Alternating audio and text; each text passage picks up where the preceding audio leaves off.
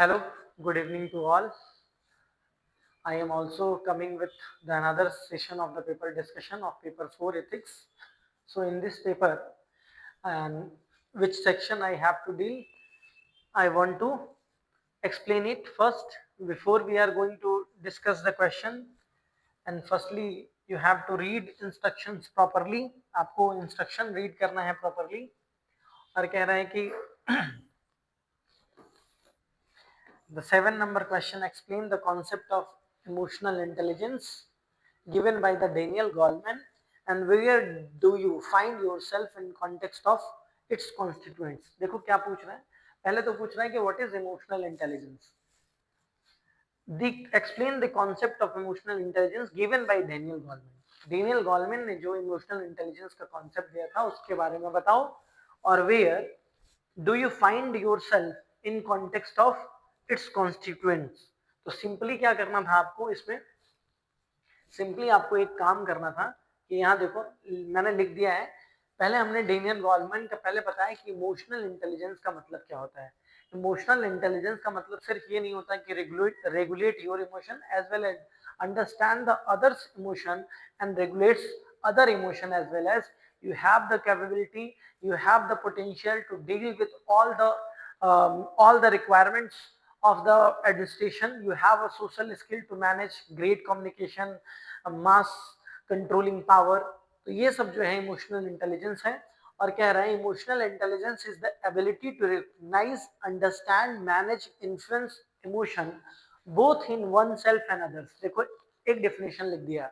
It plays a crucial role in personal and professional success as it helps in decision making, leadership, conflict resolution, and the interpersonal skill.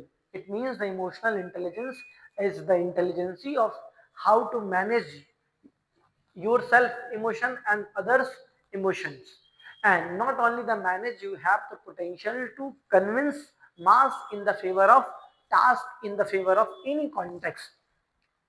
So great emotional intelligence people are who which controls the mass and who understand the emotions of the mass and the public. Okay. Now the concept of emotional intelligence was explained by Daniel Goleman, who identify by the 5 components of EI. देखो ethics के paper में क्या करना है कि अभी हमने एक मॉडल आंसर भी लिया है ना, मैं चाहता हूं कि आप इस मॉडल आंसर से भी ये रिकॉग्नाइज करें कि क्या क्या लिखना था, क्या क्या आपसे छूट गया. तो देखो कह रहा है there are 5 thing: self awareness, self regulation, motivation, empathy और सोशल स्किल. इसके लिए फार्मूला क्या मैंने बताया था आपको कि भाई आपको क्या करना है, एस एस आर, देखो S S S S triple S था, self assessment, self awareness, self regulation and self social skill. तो इसके लिए हमने क्या बताया था आपको फॉर्मूला की ट्रिपल एस आर्म. ठीक, ट्रिपल एस आर्म आपको बताया था, तो ये ध्यान में रखना है. अब देखो इन्होंने बताया क्या, self awareness, recognise one's emotion and their impact.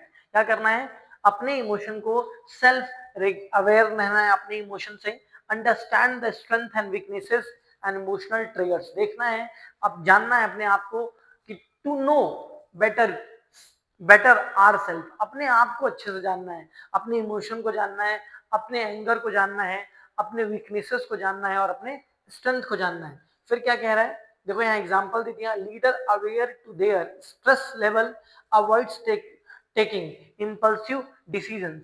Next क्या है, self regulation, controlling and managing disruptive emotions, anger, anxiety, frustration, stay calm under the pressure and adapting to change. A professional receiving criticism without reacting defensively. देखो कितना बढ़िया example दे दिए. फिर इधर देखो दिखा है मोटिवेशन, एम्पैथी और सोशल स्किल. कह रहा where do I found myself in the context of emotional intelligence. कहाँ हम अपने आप को पाते हैं, तो देखो पहले लिखा है स्ट्रेंथ. मेरी स्ट्रेंथ क्या है, पहले अपने आप का स्ट्रेंथ बताना है, तो मैंने लिखा self awareness, empathy and motivation. Areas of growth, कौन से एरियाज पर मुझे काम करने की जरूरत है, तो यहाँ पर हमने देखा है self regulation. Some time controlling emotion is a stressful situation can be challenging. Social skill, while communication is good, there is always room to improve persuasion and the conflict resolution skills. तो ये मैंने बताया है. How to improve, यहाँ पर हमने how to improve भी एक ऐड किया है. Practice mindfulness and stress management to enhance self-regulation, engaging in active listening and constructive feedback for the better social skill. और इसके बाद एक कंक्लूजन दिया है. तो कहने का मतलब है कि आपसे क्या क्या क्वेश्चन पूछा. देखो क्वेश्चन का डिमांड समझो. तो क्वेश्चन ने पूछा था कि explain the concept of emotional intelligence given by Daniel Goleman. Daniel Goleman का कॉन्सेप्ट डिस्कस करो और बताओ उसमें where do you find yourself in context of emotional intelligence. Okay, next question क्या है. Discuss what is aptitude and the foundational value for civil services. देखो इन सब क्वेश्चंस में क्या करना है, पूछ रहा है डिस्कस व्हाट इज एप्टीट्यूड. तो सीधे सीधे बताना है कि एप्टीट्यूड क्या है. Aptitude refers to the set of abilities. Set of ability है. कौन कौन सी एबिलिटीज हैं. तो कह रहा है कि सेट ऑफ एबिलिटी में क्या है. तो मैथमेटिकल एप्टीट्यूड है ना, एब्स्ट्रैक्ट एप्टीट्यूड है, एडमिनिस्ट्रेटिव एप्टीट्यूड है, सेट ऑफ एबिलिटीज है. अब उसमें क्या कह रहा है कि यहाँ पे पहले बताओ कि एप्टीट्यूड क्या है, फिर foundational value for civil services. तो अब इस तरह के क्वेश्चन में देखो 150 वर्ड्स में लिखना है. तो ऐसे क्वेश्चन में क्या करना है कि बहुत कंटेंट नहीं लिख सकते हैं पर बहुत सारा पैरामीटर तो जरूर दे सकते हैं. पहले बताना था कि एप्टीट्यूड क्या है. Aptitude refers to the set of ability which understand and which set of ability not only to resolve any kind of mathematics, it is set of ability which creates some kind of potential. कुछ potential भी है इसमें. अब देखो यहाँ पे मैंने इसके लिए एक आपको आंसर लिखा है यहाँ पे और आपको देख करके अच्छा लगेगा. देखो क्या लिखा है. Attitude refers to the individual and natural ability, talent and potential to perform a specific task effectively. It is not just knowledge or skill but the capability to acquire and apply new skill efficiently. देखो कितना बढ़िया एक impactful line लिखा. फिर यहीं पर हमने कुछ टाइप्स ऑफ एप्टीट्यूड भी दे दिया. इसे फ्लो चार्ट में बनाना है. जब भी इस तरह का देखो, it is the competition, it is the war like situation where the peoples are trying to catch more marks.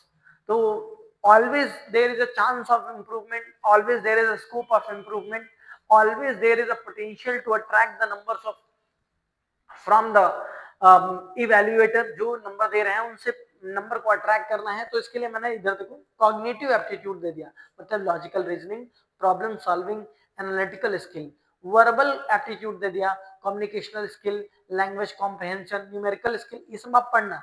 फिर फाउंडेशनल वैल्यू को भी यहाँ पे देखो मैंने क्या किया है. एथिकल वैल्यूज, इंटीग्रिटी है, इम्पार्शियलिटी है, ऑब्जेक्टिविटी है, ट्रांसपेरेंसी है, अकाउंटेबिलिटी है. नेक्स्ट क्या किया है, एडमिनिस्ट्रेटिव वैल्यूज दिए हैं, dedicated to public service, effective efficiency and effectiveness, responsiveness, rule of law, resilience and adaptability. फिर क्या दिया है, leadership and the emotional values.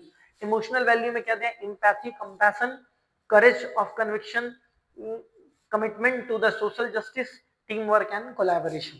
तो ये आपको इस तरह के चैनल में लिखना था. और फिर कंक्लूजन दिया है, aptitude in civil services is not just about the intellectual capability but also about the ethical and social responsibility. Foundational values like integrity, impartiality, empathy, dedication to serve ensure that civil servant uphold the principle of good governance and democracy. देखो किस तरह का इसका structuring किया है. हाँ, आप lack इसी में कर रहे हो. नेक्स्ट क्वेश्चन पर आते हैं. देखो क्या कह रहा है, what do you understand by integrity. And देखो यहाँ पे क्वेश्चन को ध्यान में रखना है. कुछ लोग इस चीज को नहीं समझ पा रहे हैं कि यहाँ पे क्या क्या क्वेश्चन का डिमांड है. देखो कितने पार्ट में ये क्वेश्चन है.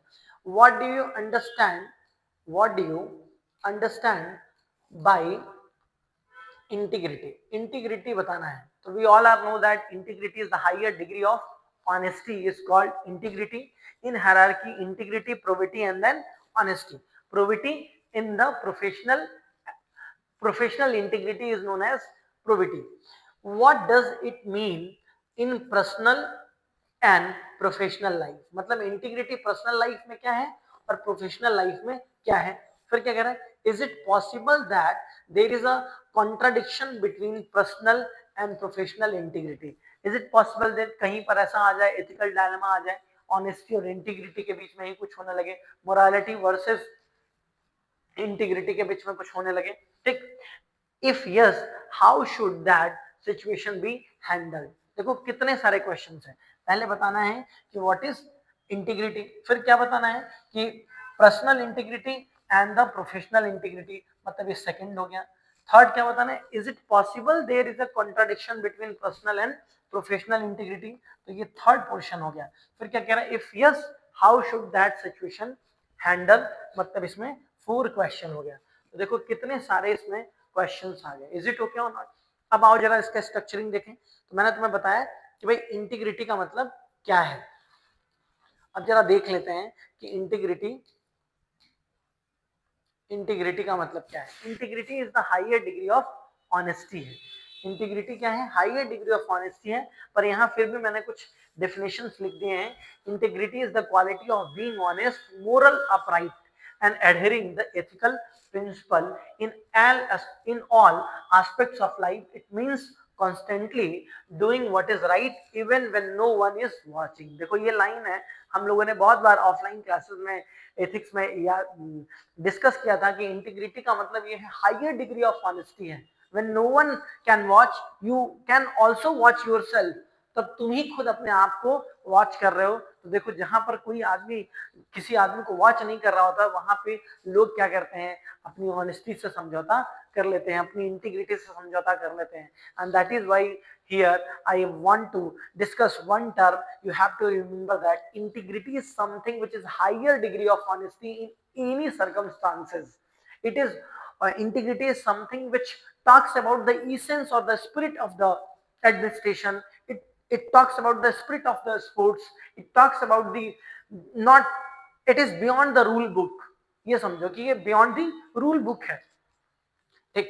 अब जरा देखो भाई, कह रहे हैं integrity in personal and professional life. Personal life में इंटीग्रिटी क्या है, तो in personal life integrity means staying true to one's value, अपने वैल्यू पे जो है खड़े रहो, डिटरमाइंड रहो। Principle and commitment, it includes honesty, truthfulness, loyalty, consistency in words and action. जो बोल रहे हो और जो कर रहे हो उनके बीच में रिमार्केबल सिमिलैरिटीज होनी चाहिए, ठीक। अब कह रहा है, कुछ एग्जांपल्स भी मैंने आपको यहाँ पे दे दिए हैं। Being truthful in relationship, keep promises and commitments, standing up what is right even under pressure. मतलब अपोजिट सर्कमस्टांसेस है, ऐसा सिचुएशन है जहां पर आप बहुत एक्सप्रेस नहीं कर सकते, वहां पर भी ऐसे खड़े रहिए, वहां पर भी ऐसी बात कीजिए जिससे कि आपका लगे कि आपके पास हाईएस्ट डिग्री ऑफ इंटीग्रिटी है। प्रोफेशनल इंटीग्रिटी क्या है, professional integrity is some kind of, it is close vicinity with the probity. In professional life, integrity means adhering to the ethical standards, being fair and maintaining the transparency in work. It includes accountability, honesty in decision making, resisting corruption. Example, avoiding conflicts of interest. क्या कह रहा है भाई, in personal life integrity means ethical standard, being fair and maintaining transparency in work. Public life में आपका, professional life में integrity का मतलब क्या है, करप्शन लेस रहिए। अगर किसी पॉलिटिकल लीडर का प्रेशर भी पड़ रहा है फिर भी highest degree of honesty proof कीजिए। Avoiding conflicts of interest, not engaging the bribery and favouritism, किसी का फेवरेटिज्म मत कीजिए। हो सकता है कि sometime the bitter officers are good and non corrupt, but some time हो सकता है कि जो बटरिंग कर रहा है वो उतना ट्रूथफुल ना हो, पर आप फेवरेटिज्म करके प्रमोशन दे दें, ठीक। इस तरह की बात कह रहा है। Reporting wrong doing even if it is difficult, अगर कोई कुछ गलत कर रहा है तो भी आपको बताना है, either it is your friend और it is not in the favour of administration, ठीक। अब कह रहे हैं, can there be conflict between the personal and professional integrity? Yes, ethical dilemma. A person personal belief may conflict with the professional duties. Example, a civil servant personally oppose the capital punishment but has to implement a law of enforcing it. देखो कितना बढ़िया example दिए। Loyalty versus ethics, a professional might face pressure to cover up wrongdoing for the colleagues or superiors. Example, a government officer discovers corruption within their department involving a close friend. देखो अभी बताया था ये बात. Legal and moral integrity. Laws may sometimes contradict the personal moral values. A doctor may be legally required to withhold a patient's confidential information even if disclosing it could prevent harm. ठीक, देखो अब कह रहा है how to handle this situation. तो पहला लिखा है prioritize ethical principle over the personal biasness. आपको क्या करना है, प्रायोरिटाइज करना है, follow the universal and ethical values like honesty, fairness, justice rather than the personal emotions. फिर क्या कह रहा है, seek guidance from the ethical framework and laws refers to the constitutional principle, legal guidance and professional codes of conduct to resolve dilemma. देखो ये सब पूरा हमने लिखा है, फिर उसके बाद आपको एक कंक्लूजन दिया है. ठीक, अब देखना नेक्स्ट क्वेश्चन पर आ रहा है. नेक्स्ट क्वेश्चन क्या है भाई, देखो नेक्स्ट क्वेश्चन है कि ओके एक क्वेश्चन मिस्टेक हो गया हमसे. 9 number question, what is empathy, how is it, what is empathy, how is it different from sympathy and compassion. तो देखो यहां भी क्वेश्चन को देखो कि व्हाट इज एम्पैथी, पहला है व्हाट इज एम्पैथी, बताओ एम्पैथी क्या है, how is it different from sympathy and compassion, कैसे एम्पैथी जो है सिंपैथी और कंपैशन से डिफरेंस है. फिर क्या कह रहा है, how can one develop this in his and her personality, कैसे कोई आदमी अपने पर्सनालिटी में एम्पैथी, सिंपैथी, कंपैशन को डेवलप कर सकता है. तो firstly we all are know that empathy is also the higher degree of emotional. Suppose that कि empathy is something, empathy का मतलब क्या है, empathy is as simple as that कि मान लो किसी को कोई प्रॉब्लम हो गई तो तुम उस प्रॉब्लम को उस कॉग्निटिव लेवल तक महसूस कर पा रहे हो जो समवन इज सफरिंग, जिससे सामने वाला सफर कर रहा है. ठीक ना, तो देखो कितना बढ़िया लिखा है, empathy is the ability to understand and share the feelings, thoughts and perspective of others. It involves putting oneself in someone else's shoes. मतलब वो दर्द महसूस करो, वो पेन महसूस करो जो सामने वाले बंदे को हो रहा है, उस इंटेंसिटी तक, उस high degree of and magnitude तक महसूस करना है कि आखिर में someone is suffering on what kind of level of suffering. फिर क्या कह रहा है, कह रहा है कि and experiencing their emotion without judgment. Empathy is a key aspect of the emotional intelligence, essential for effective communication, leadership and social harmony. फिर मैंने क्या बताया, difference between empathy, sympathy and compassion. Sympathy is something which is less degree of understanding of the other's emotion, and compassion is some kind of emotion which talks about the class division. मान लो आपको किसी के ऊपर compassion आ रहा है तो इसमें पता है कि आप ज्यादा स्ट्रेंथफुल हो, आप ज्यादा बड़े हो और सामने वाला गरीब है. पावर्टी और कैपिटलिस्ट का कुछ इक्वेशन दिख रहा है इसमें. तो देखो यहाँ पर लिखा है, आपको पढ़ना है, aspects of empathy, sympathy, compassion, defining, feeling and understanding others person's emotion as if they were your own, acknowledging someone suffering but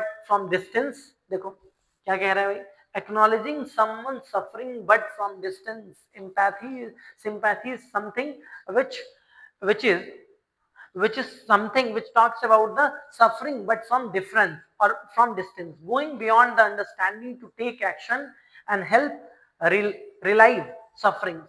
अब उसके बाद क्या कह रहा है भाई, how to develop empathy and sympathy, how to develop empathy in personality. तो मैंने यहाँ पे लिखा है, एक्टिव लिसनिंग से आप एम्पैथी को डेवलप कर सकते हैं. Pay close attention to what others are saying without interrupting और judging. Make eye contact, nod and ask thoughtful questions to show engagement, perspective taking, emotional awareness, develop curiosity about others, practice kindness and small acts to help, avoid judgment and stereotypes, improve non-verbal communication. जरूरी नहीं कि हर बार बोला जाए, कभी कभी non verbal communication, आपके hand movement, आपका eye contact, आपका किसी तरह का इशारा करना भी आदमी को बहुत सारा टेक्निक से आदमी को रिलीफ मिलता है और आदमी समझ पाता है कि तुम किस तरह का पेन उसको लेकर के महसूस कर रहे हो. अब कह रहा है अगर एम्पैथी होगा तो officers are doing their great job. For officers are always feeling that we are not the officer, we are not the dictator, we are the service provider. We always remember to make sure all the liability, all the responsibility which is on our shoulder, हमारे shoulder पर जो liability है, responsibility है, उसको हम manage करें. Next, देखो क्या कह रहा है, we can never obtain peace in the outer world until unless we obtain peace within ourselves. Dalai Lama साहब का ये स्टेटमेंट है कि कभी भी वो आदमी, देखो इसका मतलब क्या है, we can never obtain peace in the outer world. अगर तुम अंदर से शांत नहीं हो, you are not feeling good and you are not peaceful within yourself, you never obtain peace in the outer world until and unless we obtain peace with others ourselves. अब जरा देखो, इसमें मैंने लिखा है इसका answer, तो जरा देखो क्या है. कह रहे हैं इनर पीस. देखो पहले तो ये समझो कि ये क्या है लाइन. कि कह रहे this statement highlight the deep connection between inner peace and external harmony. It suggests that the true lasting peace in the society or the world cannot be achieved unless individual first cultivate peace within themselves. अगर तुम अंदर से शांत नहीं हो तो दुनिया को तुम कभी शांत नहीं कर सकते हो, तुम कभी भी पीसफुल नहीं हो सकते हो. अब कह रहा है understanding inner peace. Inner peace refers to the state of mental clarity, कि हम सही हैं, हमने जो किया वो जस्टिफाइड था, और कहीं किसी तरह का सर्टेन स्कोप ऑफ रिग्रेटनेस ना हो. ऐसा ना हो कि अरे यार मैंने ये कर दिया, ये गलत बात थी, ठीक ना. तो जो आपकी मेंटल क्लियरिटी जिसके पास होगी वो हमेशा पीसफुल रहेगा. Emotional stability and containment. Emotional stability भी है. इमोशनल स्टेबिलिटी का मतलब है कि आपका इमोशन जो है बहुत सारा ऑसिलेट नहीं कर रहा है, कभी ये कह रहा है कभी ये कह रहा है, राइट और रॉन्ग के बीच में आप डायलेमा में हो, अपने ही डिसीजन को लेकर के डायलेमा में हो, ठीक. नेक्स्ट कह रहे हैं it involves being free from the excessive stress, hatred and inner conflicts. पढ़ना. फिर कह रहा है how inner peace influence outer peace. जितना अंदर से शांत रहोगे उतना ही तुम दुनिया को शांत कर सकते हो, उतना ही तुम पीसफुल रहोगे. जरा देखो, a society is a reflection of its peoples. Peaceful individuals create peaceful societies. तो कह रहा है आज जो वर्ल्ड में इतना सारा क्राइम हो रहा है, कॉन्फ्लिक्ट्स के जोन बन रहे, why? Because the peoples or the individuals are in peaceful, in the state of stress. And कह रहा है stressful community, stressful people cannot give the peaceful community, cannot make the peaceful community. अब क्या कह रहे हैं, emotional stability reduce conflicts. Emotional stability, अगर आपके अंदर इमोशनल स्टेबिलिटी है तो आपको बार बार अपने स्टेटमेंट्स फ्लिप नहीं करने पड़ेंगे. एक बार जो आपने कह दिया, जो आपने सोच लिया, your words and your action should be matchable. Your action and your words should be in any circumstances cannot be differ, ठीक. inner peace foster tolerance and compassion. जितना ज्यादा आप अंदर से शांत रहोगे उतना रिलीजियस कॉन्फ्लिक्ट्स कम होंगे, कॉन्ट्राडिक्ट कम होगा, उतना आप हर्ट कम होगे, और आपके अंदर tolerancy to the contradict statement. Tolerance is something which not only receives the contradictory or the oppository statement, it can also understand at some extent ये बात बंदे की सही है, ठीक ना. Mental clarity leads to the better problem solving. अगर आपके अंदर मेंटल क्लियरिटी नहीं है किसी चीज को लेकर के तो आप सोसाइटी का इशू सॉल्व नहीं कर सकते हो, ठीक. अब कह रहे हैं how to cultivate inner peace. कैसे कल्टिवेट करोगे, तो वही है जो इमोशनली इंटेलिजेंस है, जो सेल्फ रेगुलेशन है, सेल्फ अवेयरनेस है, एम्पैथी है, इन सब चीजों को जिसको जिसको अच्छे से कंट्रोल करने आता होगा वो कर लेगा. तो ये आप एक बार पढ़ना. नेक्स्ट क्वेश्चन पे चल रहे हैं हम. नेक्स्ट क्या है, every work has got to pass through hundreds of difficulties before succeeding. Those that preserve will see the light sooner और लेटर. स्वामी विवेकानंद कह रहे हैं कि सही बात है, अगर कुछ बड़ा करना है ना तो बहुत सारे पीरियड ऑफ अनसक्सेसफुल पीरियड से आपको पास थ्रू होना पड़ेगा. जैसे कल्पना करो कि आपको अगर एपीएससी में सेलेक्ट होना है तो बहुत सारा स्ट्रगल करना पड़ेगा, और बहुत सारा आप स्ट्रगल कर रहे हो. तो क्या रहे हैं इस लाइन में कि every work has got to pass through hundreds of difficulties. कोई बड़ा काम, कोई ग्रेट वर्क करने जा रहे हो तो उसके लिए आपको बहुत सारा डिफिकल्टी फेस करना पड़ेगा। लाइक थॉमस एल्वा एडिशन, कितना सारा एक्सपेरिमेंट किया और उसके बाद जाकर के वर्ल्ड को जो है बल्ब मिला, एक तरीके से ट्यूब लाइट मिला। समझ पाओगे?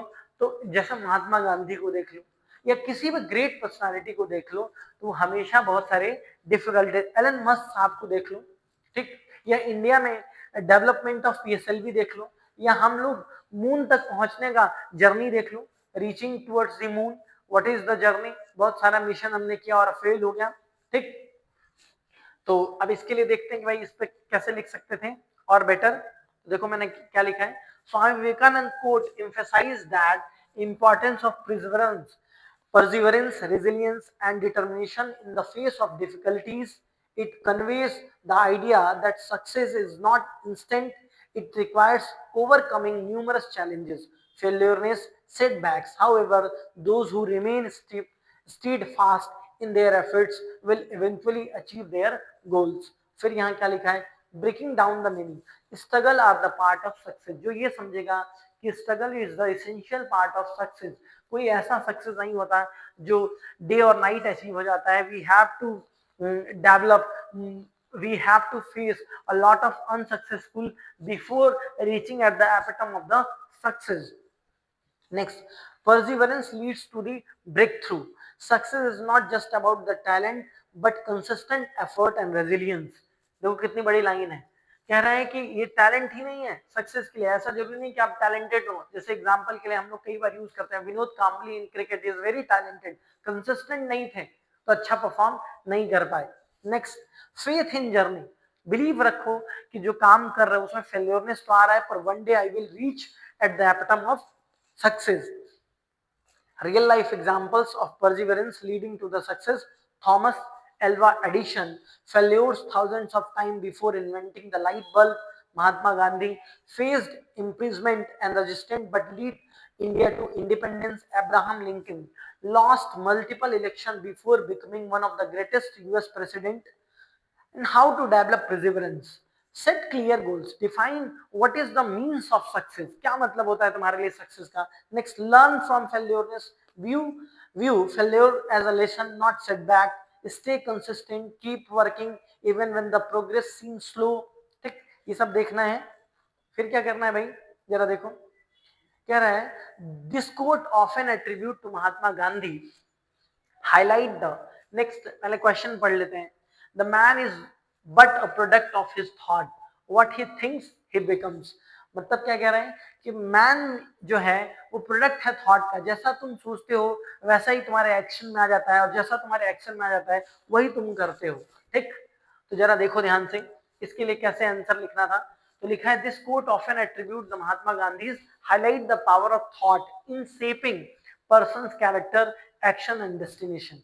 तो कह रहा है जैसा तुम सोचते हो वैसा ही तुम्हारा कैरेक्टर होगा, वैसा ही तुम्हारा एक्शन होगा और वैसा ही तुम्हें सक्सेस मिलेगा। ठीक, it reflects the fundamental principle of mindset shaping reality. What we consistently think about influence our emotion, decisions and ultimately our lives. Breaking down the meaning, thought shape identity. जैसा सोचते हो उसी तरह की आइडेंटिटी सोसाइटी में आपके लिए लेकर के बनती है। कह रहा, a person's beliefs and thought define their personality. If one constantly thinks positively and confidently, they develop a strong optimistic personality. Conversely, negative thinking leads to this self-doubt and failureness. Thought influence action. जैसा सोचते हो वैसा ही action में आता है। तो क्या कह रहा है, every action start as a thought. कोई भी एक्शन जो है वो एक थॉट के परसेप्शन से स्टार्ट होता है। If someone believes in a hard work and perseverance, they will act accordingly and eventually achieve the success. Next, if a person is filled with fear and doubt, they may hesitate and miss opportunities. Thoughts manifest reality. Law of attraction कहता है thought manifest reality. इसीलिए लोग कहते हैं कि manifestation strong करो, जो चीज पाना चाहते हो उसी के हिसाब से मैनिफेस्ट करो। तो कह रहा the mind attracts what it focus on, thinking positively about success, growth and happiness increase the chance of achieving them. Similarly, dwelling on negatively breeds stress, failure and unhappiness. Example of power of thought, Gautam Buddha. Peace that the mind is everything. What you think, you became. Henry Ford said, whether you think you can or you think you can't, you are right. Mahatma Gandhi. And how to develop the positive thinking, ये सब दिया है, conclusion दिया है, आप पढ़ना इसको, ठीक। ओवरऑल जो एथिक्स का पेपर है उसको देखने के समय आपको एक ही गाइड दूंगा कि आप सुनो खूब ध्यान से ना, सोचो, स्ट्रक्चरिंग करो क्वेश्चन की, स्ट्रक्चरिंग करके फिर राइट डाउन करो। ऐसा नहीं कि 2 लाइन आ रही है आपको और आपने स्टार्ट किया राइट डाउन करना, तो 20 के लाइंस में आप फंस जाओगे, ठीक। फ्लो चार्ट्स का यूज करो, कंप्रेस करने की कोशिश करो और वाइड अप्रोच में थॉट को सोचो, और example should be related to the administration. Try out. Okay, thank you and wish you all the best.